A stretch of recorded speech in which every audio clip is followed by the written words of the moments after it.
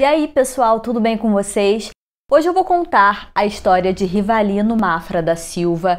É conhecido como o caso Duas Pontes. É um caso brasileiro de desaparecimento misterioso e está associado à abdução, OVNIs e seres estranhos. Eu vou te contar tudo sobre essa história bizarra que aconteceu na década de 60 em Minas Gerais. E caso você goste do vídeo e se interesse em histórias com uma pitada de mistério, inexplicáveis ou até mesmo explicáveis, mais assustadoras, então já clica no botão de inscrição, porque toda semana eu tô por aqui contando um caso desses. Então bora começar o assunto de hoje. Rivalino Mafra da Silva era um garimpeiro brasileiro que morava em Diamantina, cidade de Minas Gerais. Em 1961, ele tinha perdido a esposa e estava criando seus 3 filhos sozinho: Raimundo, de 12 anos, Fátima, de 6 anos e Dirceu, de 2 anos. Eles moravam em um casebre de terra batida, completamente isolado, e eles eram bem humildes. Em 19 de agosto de 1962, a família foi acordada no meio da noite por uma sombra num quarto onde todos dormiam juntos.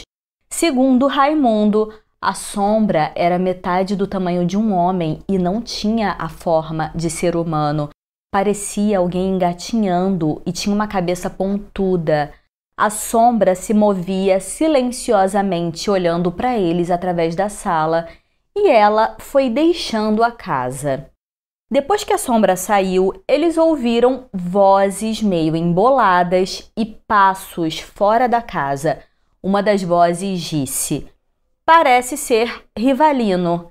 E então Rivalino pulou da cama e foi para a sala e ele perguntou quem era, ao que as vozes responderam que iam matá-lo. Depois disso, pai e filho não conseguiram dormir. Eles estavam tão assustados que rezaram a noite toda.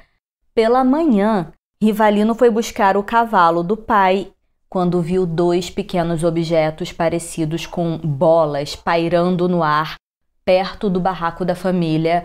Um dos objetos era inteiramente preto e o outro era preto e branco. Mediam mais ou menos 40 centímetros. Ambos os objetos tinham antenas e uma espécie de cauda, e eles faziam um ruído e emitiam flashes de luz. Raimundo gritou pelo pai e quando Rivalino saiu, os 2 objetos se uniram em formato de bola e soltaram uma fumaça amarela que envolveu Rivalino, e essa fumaça tinha um cheiro horrível.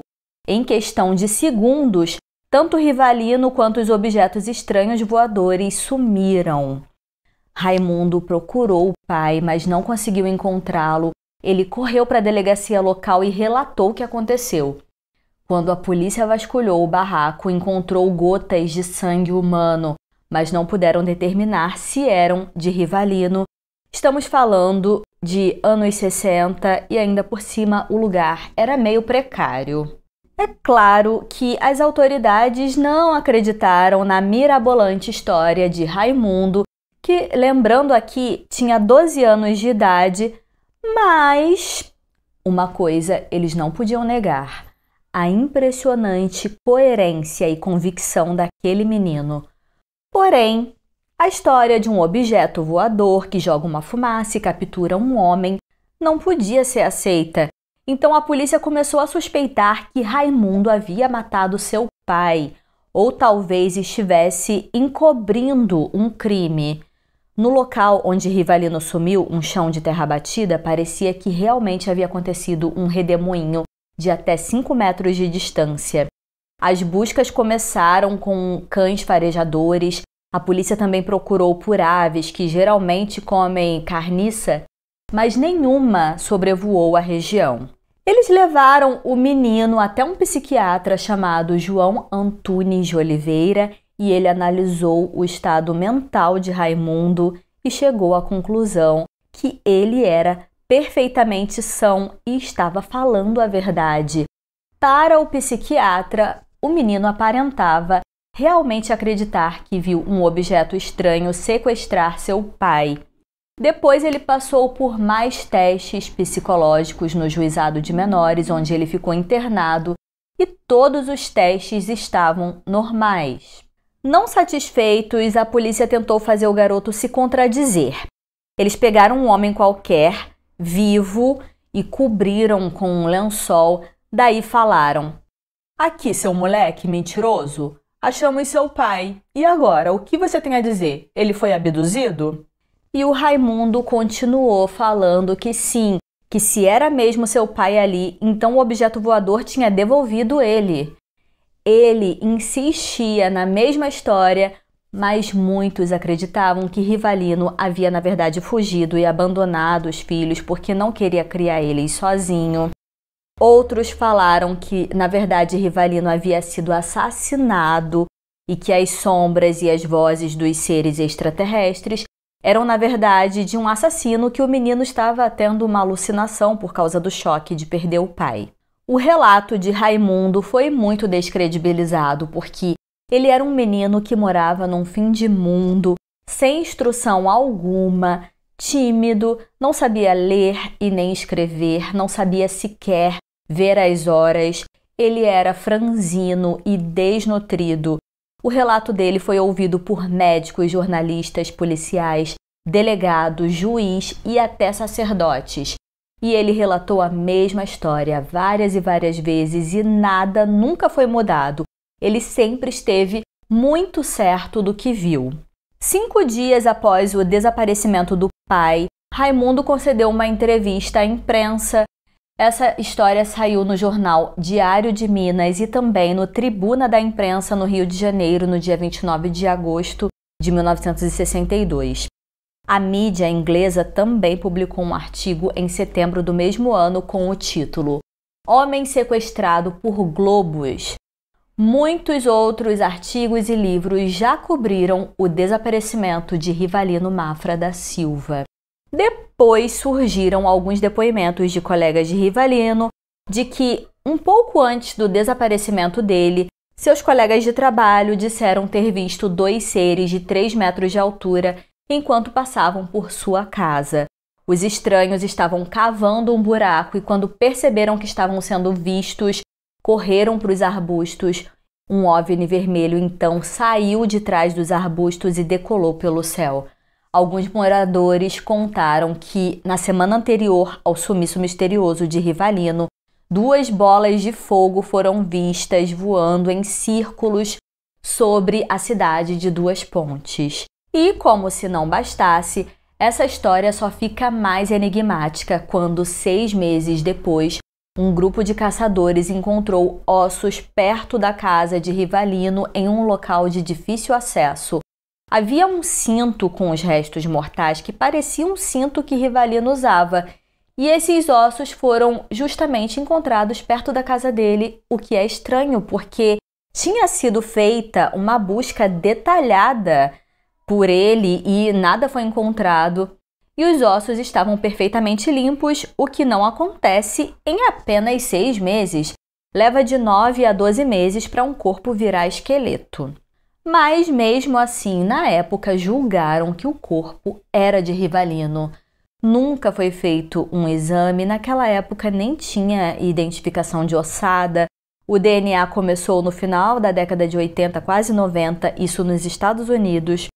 Até daria para fazer essa identificação hoje, mas esses ossos devem estar no quartinho da bagunça de alguma delegacia. Convenhamos que é um caso antigo, não tem interesse que seja resolvido, tem muitos outros casos para serem resolvidos, então o mistério vai continuar. Se os ossos eram ou não de Rivalino, é tudo especulação. Mas foi o suficiente para dizerem que ele foi mesmo assassinado. Dizem que foi tudo armado, fizeram esse cenário de ossada para parecer crime e acabar com o assunto, porque era uma época de ditadura militar e meio que era tudo muito encoberto. Ok, se foi assassinato, como que não existe absolutamente nenhum suspeito? Rivalino não tinha inimigos e a taxa de criminalidade onde eles moravam era quase zero.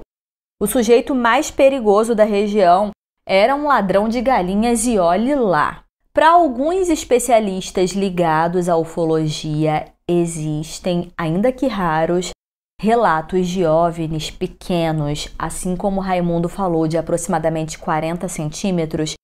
Eles estão listados na literatura ufológica, mas como Raimundo, que morava numa área rural e nunca tinha ouvido falar em nada disso, não sabia sequer o que era abdução, como ele inventou um assunto tão inacessível para ele e talvez para qualquer um na década de 60? O que exatamente aconteceu com Rivalino e depois o que aconteceu com os filhos órfãos dele é desconhecido até hoje. Dizem que Raimundo faleceu em 2001, confirmando a mesma história, que viu seu pai sumir diante de seus olhos sendo levado por objetos voadores não identificados. Não sei se vocês concordam comigo, mas por que Rivalino encobriria o assassinato do próprio pai? E principalmente com uma história tão insana como essa.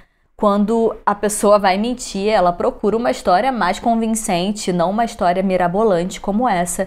E por que ele ia querer ficar órfão com 2 irmãos pequenos? Não faz sentido ele querer encobrir a morte do pai.